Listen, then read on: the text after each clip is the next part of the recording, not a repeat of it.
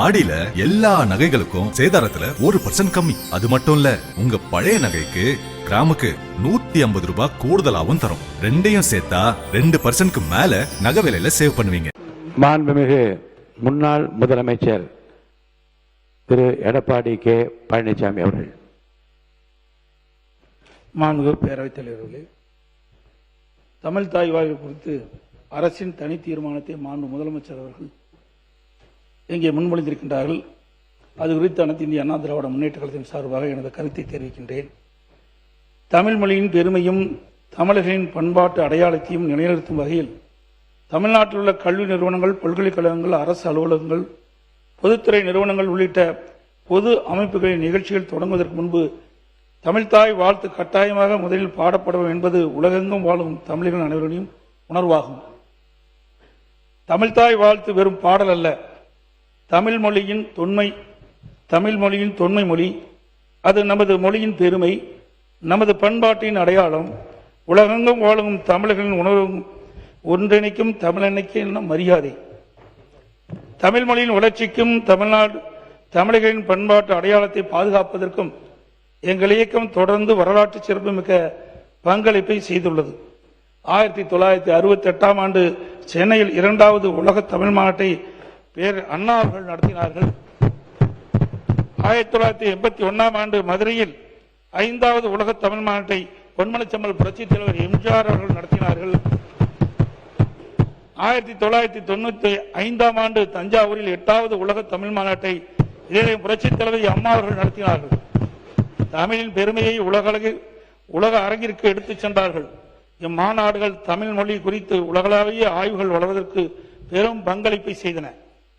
மாண்புமிகு புரட்சித் தலைவர் எம்ஜிஆர் அவர்கள் தஞ்சாவூரில் தமிழ் பல்கலைக்கழகத்தை உருவாக்கி தமிழ் மொழி, இலக்கியம், வரலாற்று கல்வெட்டில் தொல்லியல் மற்றும் பண்பாடு குறித்து ஆய்வுகளுக்கு நிரந்தரமான அறிவுத்தளத்தை ஏற்படுத்தினார்.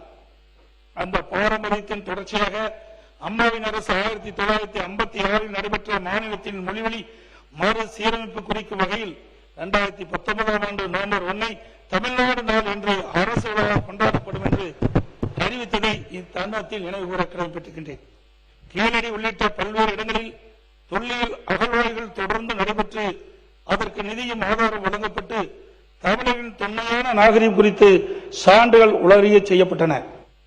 எனவே உலக தமிழ் மாநாடுகள் முதல் தமிழ் பல்கலை வரை, தமிழ்நாடு நாள் முதல் தொல்லியல் ஆய்வுகள் வரை தமிழ் மொழியின் வளர்ச்சிக்கும் தமிழர் வரலாற்றின் பெருமைக்கும் தொடர்ந்து பங்களித்த இயக்கம் அனைத்து இந்திய அண்ணா திராவிட முன்னேற்ற கழக இயக்கம் என்பதை பெருமையோடு இந்த அவையில் பதிவு செய்கின்றேன். தமிழ்தாய் வாழ்த்து பாடப்படுவது யாருக்கும் எதிரான நடவடிக்கை அல்ல. அது தமிழுக்கு நாம் செலுத்தும் மரியாதை, நமது தாய்மொழிக்கு செலுத்தும் வணக்கம், தமிழர்களின் பண்பாட்டு அடையாளத்தின் வெளிப்பாடு. தேசப்பற்றும் மொழிப்பற்றும் ஒன்றுக்கொன்று எதிரானது அல்ல. நாம் இந்தியர்கள் என்பதில் பெருமை கொள்கின்றோம்.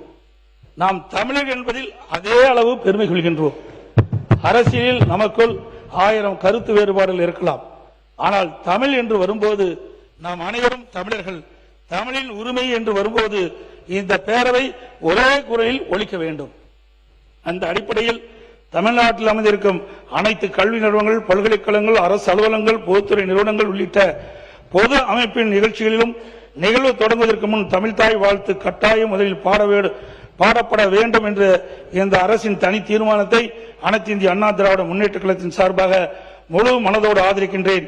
தமிழ் வாழ்க, தமிழர் வாழ்க, தமிழ்நாடு வளர்க. நன்றி, வணக்கம். ஆடி மாதத்தில் வாங்கும் தங்கம் மகாலட்சுமியின் அருளை வீட்டிற்கு வரவேற்கும் மங்களத்தின் அடையாளம். இந்த ஆடியை லலிதா ஜுவல்லரியின் பொன்னான ஆடி ஆஃபரோடு கொண்டாடுங்கள்.